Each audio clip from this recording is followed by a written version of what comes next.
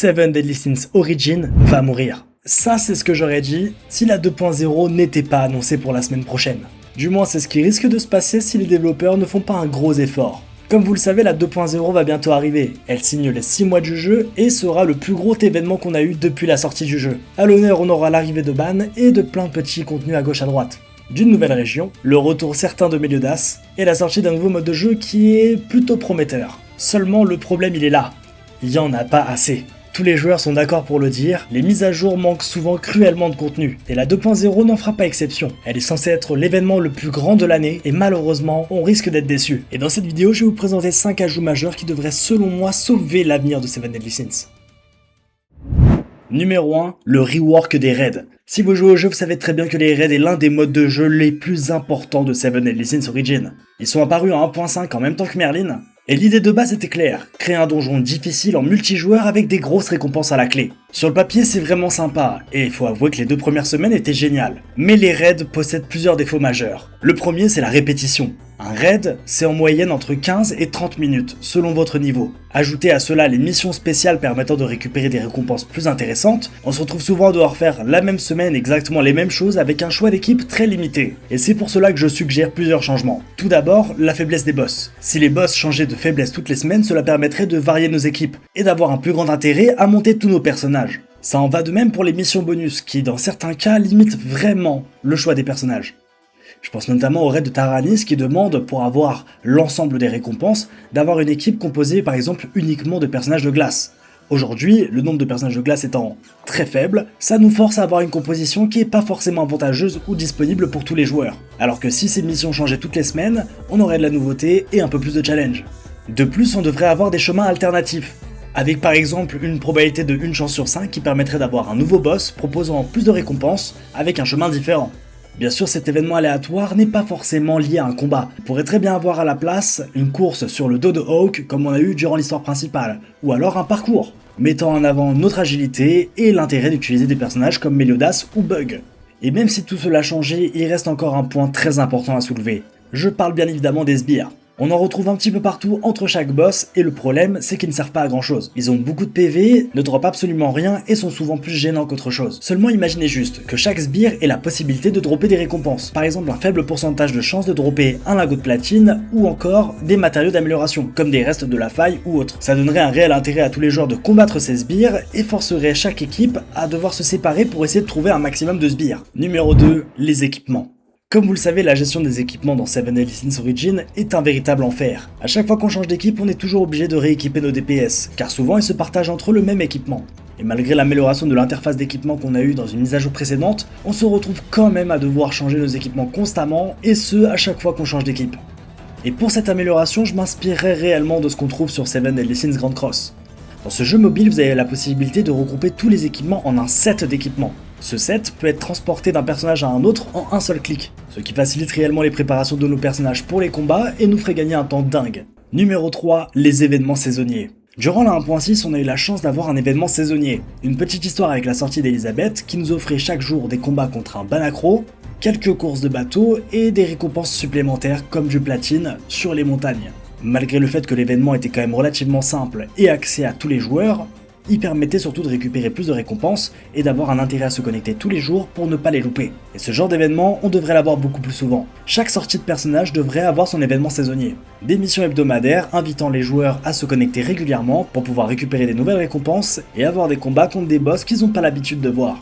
Je rebondis sur un exemple qu'on avait donné lors d'un live à la sortie de Derrieri. Imaginez que la zone Tombe du Dragon deviennent pendant les 3 prochaines semaines un événement saisonnier, avec des apparitions aléatoires de démons rouges ou de démons gris qui viennent détruire la zone. Votre mission est simple, partir combattre ces démons, afin de nettoyer toute la zone et faire en sorte que tout ne soit pas détruit avant un temps imparti. Ça permettrait de redonner de l'intérêt à certaines régions qu'on a souvent tendance à négliger, et offrirait des combats spontanés aux joueurs qui auront le choix entre le faire ou l'éviter. Bien sûr, c'est qu'un exemple parmi tant d'autres. Des régions négligées sur la map de Seven Deadly Sins, il y en a beaucoup, et des idées pour améliorer ça, je pourrais en consacrer une vidéo entière. Numéro 4, le système de confrérie. Depuis la sortie de Gozer, on a eu l'amélioration des confréries, avec l'arrivée des boss de confrérie et de nouvelles récompenses dans une boutique. Sans oublier le système de classement qui a aussi été mis en place pour comparer les confréries entre elles.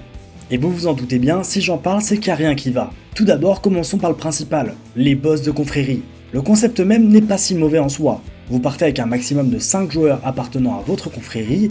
Votre objectif est de battre le boss un maximum de fois avant d'avoir le score le plus élevé possible. Vous avez un temps limité et le boss gagne en puissance à chaque fois que vous le battez.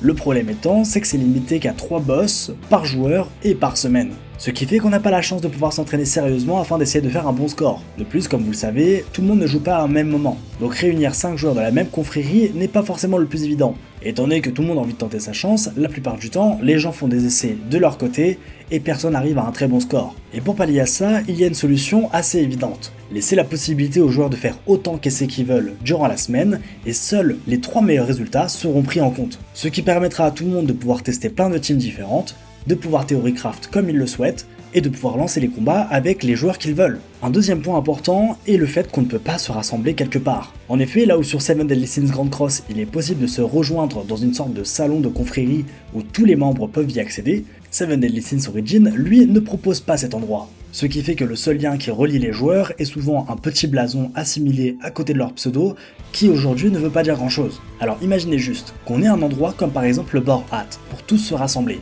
et qu'à ce même endroit, chaque membre des Seven Deadly Sins est présent, et en plus te proposant des missions quotidiennes, comme par exemple King qui te demande d'aller chercher 15 sèves d'arbres, ou Merlin qui te demande de terrasser 2 démons gris. Ces quêtes vous permettraient de récupérer des récompenses ou alors de l'expérience de confrérie, qui ferait monter votre niveau de confrérie et vous permettrait d'avoir des bonus supplémentaires sur votre jeu. Comme par exemple 5% d'attaque supplémentaire pour tous vos personnages, ou bien la probabilité d'avoir un lingot de platine en plus à chaque fois que vous en minez. Ces bonus seraient offerts à chaque membre de la confrérie et on aurait enfin une raison valable pour intégrer des grosses confréries avec beaucoup de joueurs actifs. De plus, si on veut vraiment pousser l'expérience au maximum, les missions proposées par les membres des Seven Deadly Sins pourraient être des missions multijoueurs, comme par exemple 3 membres de confrérie qui doivent faire un minimum de 5000 points sur le boss de confrérie afin de pouvoir récupérer une mission avec beaucoup d'expérience et éventuellement des fragments. Ça encouragerait les joueurs à jouer en multi et surtout à se coordonner pour faire les boss au même moment. Je vais maintenant attaquer le 5e et le dernier point qui est selon moi le plus important. Et ça sera bien évidemment les invocations. En moyenne, toutes les 3 semaines, 1 mois, un nouveau personnage sort. Il apparaît en même temps qu'une mise à jour, très souvent est meilleur que les anciens personnages et permet de changer la méta. Le délai entre chaque personnage n'est pas mauvais. C'est largement suffisant pour qu'on puisse le monter, l'adapter à nos équipes et s'amuser avec avant de vouloir changer avec un nouveau personnage. Le problème, c'est la quantité de fragments qu'on peut récupérer entre chaque personnage. Je m'explique. Lorsqu'une mise à jour arrive, une certaine quantité de fragments sera accessible pour les joueurs, que ce soit à travers différentes missions, des nouveaux modes de jeu ou tout simplement des récompenses. En moyenne, ces récompenses sont entre 14 et 21 000 fragments. Le problème étant qu'avec cette quantité de fragments, on n'est pas assuré d'avoir le nouveau personnage vedette qui sort tous les mois. Pour ceux qui ne sont pas au courant, le système d'invocation possède 2 pity. La première se retrouve à partir de la 8ème multi-invocation. Elle vous offre 50% de chance d'avoir le personnage vedette. Et si par malheur vous ne l'avez pas, à la prochaine 50-50, vous aurez assurément le nouveau personnage. De plus, cette pity s'accumule avec chaque différent portail d'invocation. Ce qui fait que si vous invoquez sur un personnage et que vous n'arrivez pas à l'avoir au bout de la 50-50, vous serez assuré au bout de 8 nouvelles multi de le dropper. Et ce, même si c'est un nouveau personnage sur un autre portail d'invocation. La seconde pity, elle, arrive après 12 multi-invocations. Et vous garantit le personnage vedette. Et c'est là que les problèmes arrivent, car pour avoir cette pity, vous devez dépenser un total de 36 000 fragments, ce qui représente parfois les récompenses qu'on peut recevoir en un total d'1 mois et demi, et donc oblige les joueurs free-to-play à ne pas invoquer sur tous les portails. Et là je vois les spécialistes de Twitter arriver, dans un gacha, un joueur free-to-play doit toujours faire le choix avec les personnages sur lesquels il veut invoquer. Sauf que sur Seven Deadly Sins, c'est un petit peu différent. La puissance de votre personnage varie énormément selon son potentiel. Si vous arrivez à avoir le personnage une seule fois, vous pouvez le monter maximum au potentiel 4. Et sachant qu'il peut partir jusqu'au potentiel 10, je ne vous laisse pas imaginer la différence de puissance astronomique qu'il y a entre un personnage potentiel 4 et un personnage potentiel 10. Et cette différence, elle se fait surtout ressentir dans le gameplay. Aujourd'hui, lorsqu'un personnage sort, tous les prochains événements et modes de jeu qui sortent sur les 3 prochaines semaines sont orientés pour le mettre en avant. Le problème étant que si vous n'avez pas eu ce personnage-là, vous commencez avec une réelle épine dans le pied. Et un immense déséquilibre va se créer entre les joueurs qui n'ont pas le personnage et les joueurs qui l'ont. Cependant, quand bien même vous avez ce personnage, si vous ne mettez pas d'argent dans le jeu, il est compliqué de l'avoir plus que potentiel 4, voire potentiel 5. Et vous vous retrouvez avec un personnage qui possède qu'une petite partie de toutes les capacités qu'il possède. Ce qui fait que même en ayant le personnage, les événements qui sont proposés sont parfois très, voire trop durs pour vous.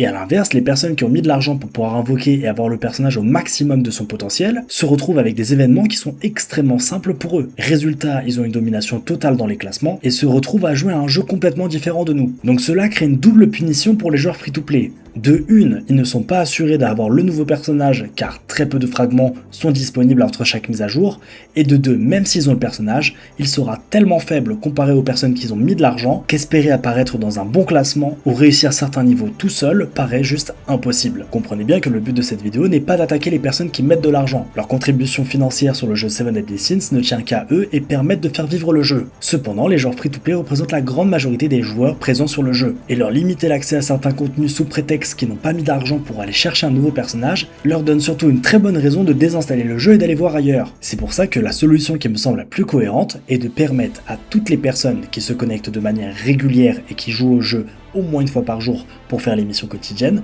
de pouvoir récupérer entre chaque sortie de personnage l'équivalent de 36 000 fragments stellaires. Cette quantité de fragments stellaires leur assurera d'avoir au moins un exemplaire du nouveau personnage vedette, et donc une chance de pouvoir réussir tous les nouveaux modes de jeu qui seront disponibles par la suite, tout en laissant aux personnes qui ont mis de l'argent un avantage excessif, avec un personnage beaucoup plus puissant, facilitant grandement les nouveaux modes de jeu et leur permettant d'avoir une position très élevée dans les classements. Comprenez bien qu'aujourd'hui le système financier d'un gacha repose sur une seule chose, sa popularité. Plus il est populaire, plus il y a de joueurs, plus les joueurs sont amenés à mettre de l'argent et vouloir surpasser les autres en mettant encore plus. L'exemple parfait est Genshin Impact, qui a été un réel précurseur dans les gachas open world et qui depuis 6 ans a une courbe de popularité explosive qui permet de lui rapporter plusieurs milliards de dollars. Et aujourd'hui, Seven Deadly Sins Origin a la possibilité de devenir un très grand gacha, l'avantage étant qu'il est porté par l'amour des fans sur la licence Seven Deadly Sins, et que si les bonnes décisions sont prises, il pourra durer au moins aussi longtemps que Genshin Impact. Seulement, ces décisions, ce n'est pas que aux développeurs de les prendre, mais surtout à la communauté de leur faire passer des messages. Car vous et moi sommes des joueurs de Seven Deadly Sins Origin et nous cumulons à nous tous plusieurs dizaines voire centaines de milliers d'heures sur le jeu. Et notre expérience permet de donner un point de vue extérieur sur tous les points positifs et négatifs du jeu.